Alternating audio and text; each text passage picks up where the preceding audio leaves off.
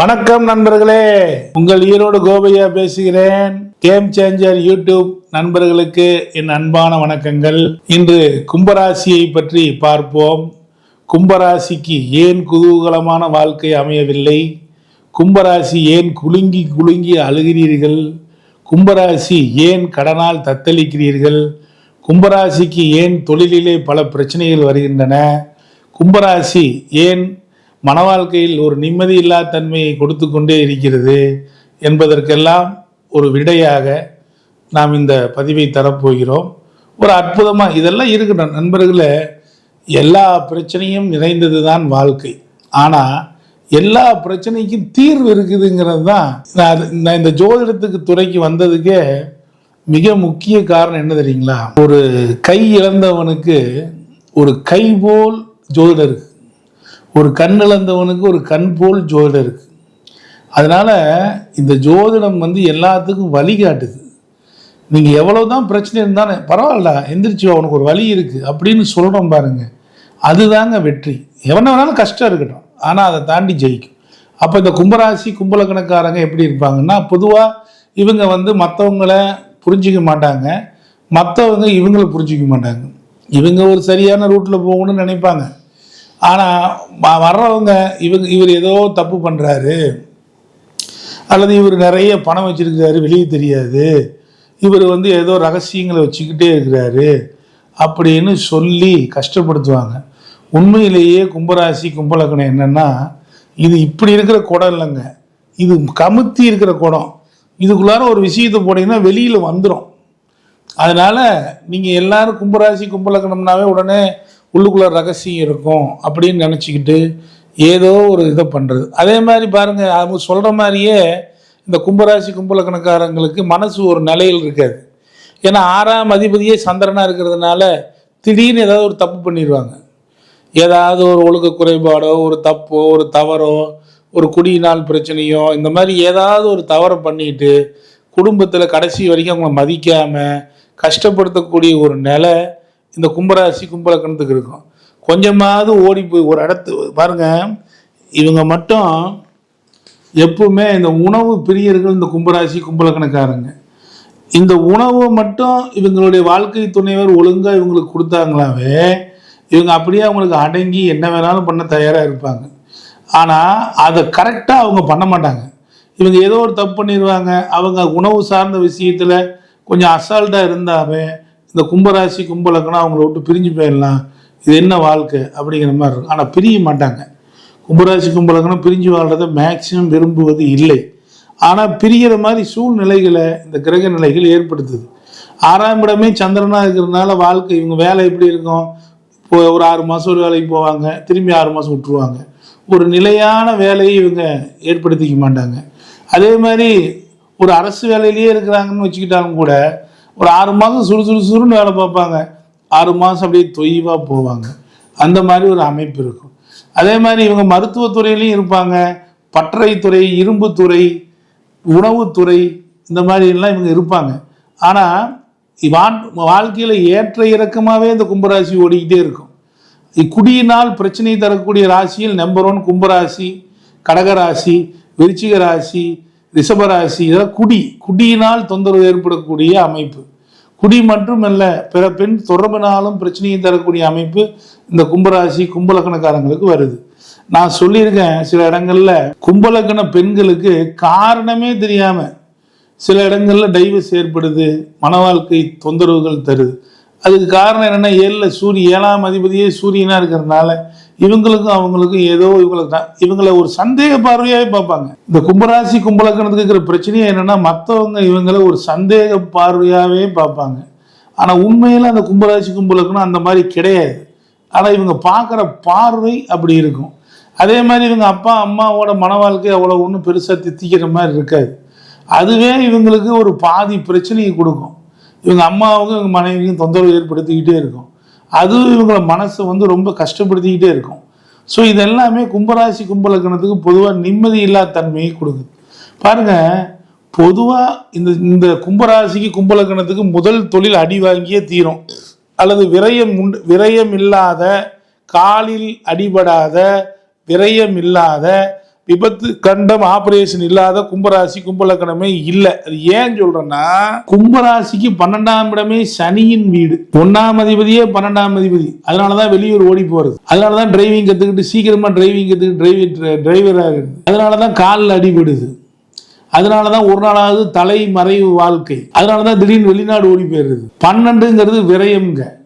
அப்ப படிக்கிறதுக்காக வெளியில போய் படிக்கிறது.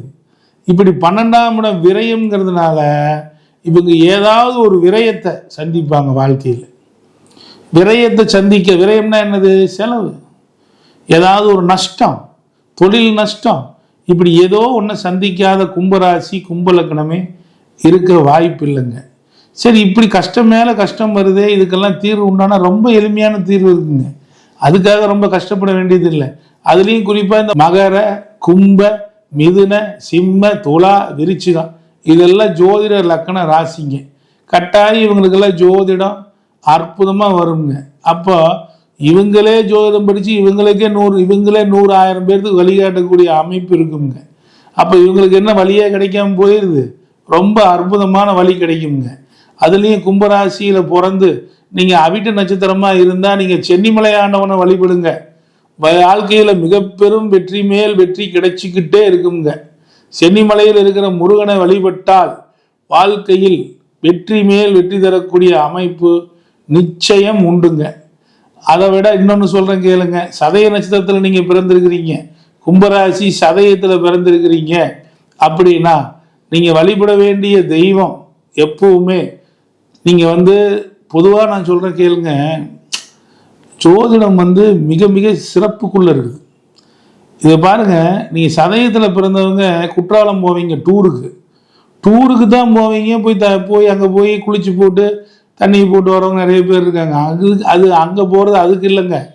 இந்த சதய நட்சத்திரக்காரங்க அங்கே இருக்கிற சங்கு வடிவ கோயிலான குற்றாலீஸ்வரரை வணங்கினா வெற்றி மேல் வெற்றி கிடைக்குங்க.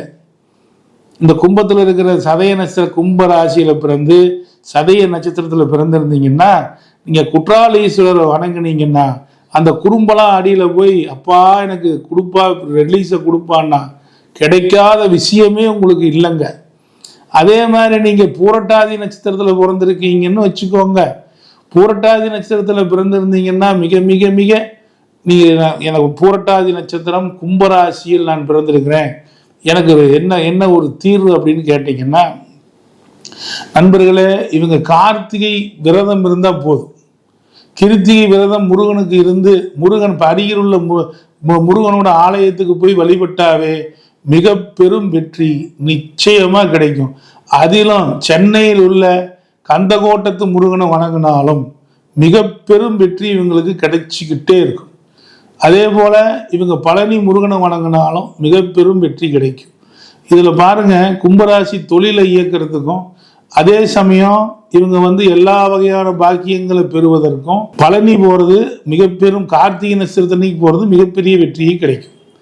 சரி, பொதுவாகவே கும்பராசிக்கு யார் சார் மிக பெரும் வெற்றியை கொடுப்பாருன்னா, உண்மையும் சொல்றேன், காளகஸ்தி நாதரை யாவர் ஒருவர் பிடிக்கிறாரோ, காலத்தி அப்பரை எந்த ஒரு கும்பராசிக்காரர்கள் பிடிக்கிறார்களோ, கும்பலக்கணக்காரர்கள் பிடிக்கிறார்களோ, கட்டாயம் அவர்கள் வாழ்க்கையில் குபேர செல்வங்களை குபேர அந்தஸ்தை பெற்றே தீர்வாக. பல பிரச்சனைகளுக்கு உண்டான தீர்வுகளை மிக எளிமையாக குபேந்திர யோகம் என்கின்ற அற்புதமான குபேர யோகத்தை பற்றி இதுவரை உங்களுக்கு நாம் மிகச் சிறப்பாக தெளிவாக விளக்கி இருந்தோம்.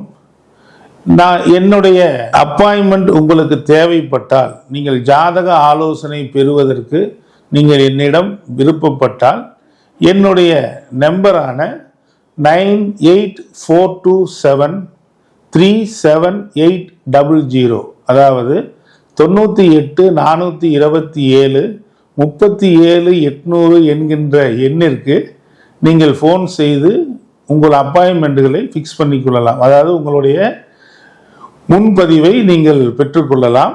அதுபோல நாங்கள் நேரடியாகவும் ஜோதிடம் பார்க்கிறோம், ஆன்லைனிலும் ஜோதிடம் பார்க்கிறோம்.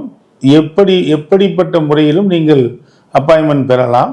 இது மட்டுமல்ல, நம்முடைய வகுப்புகள் ஆண்டவர் ஆஸ்ட்ரோ சயின்ஸ், அதாவது ஜோதிட சித்தன் என்கின்ற குழு ஜோதிட சித்தன் என்கின்ற யூடியூப் சேனல் இவைகளிலே நாம் வகுப்பு எடுத்து கொண்டிருக்கிறோம்.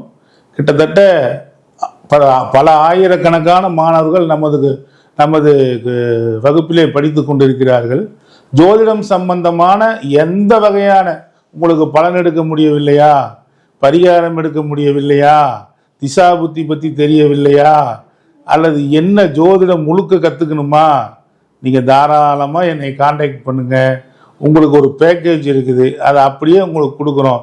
எங்கள் வகுப்பை நீங்கள் ஒரு வகுப்பு வாங்கி படித்து பார்த்தீங்கன்னாலும், ஒரு வகுப்பு நீங்கள் வீடியோ கேட்டிங்கனாலும், ஒரு வகுப்பு நீங்கள் ஆடியோவில் கேட்டிங்கனாலும், நீங்கள் அந்த ஜோதிடத்தில் உங்களுக்கே பூரா மிகச்சரியாக வந்து அப்படியே புல்லரிச்சு போகிற அளவுக்கு ஒவ்வொரு வகுப்பும் இருக்கும்.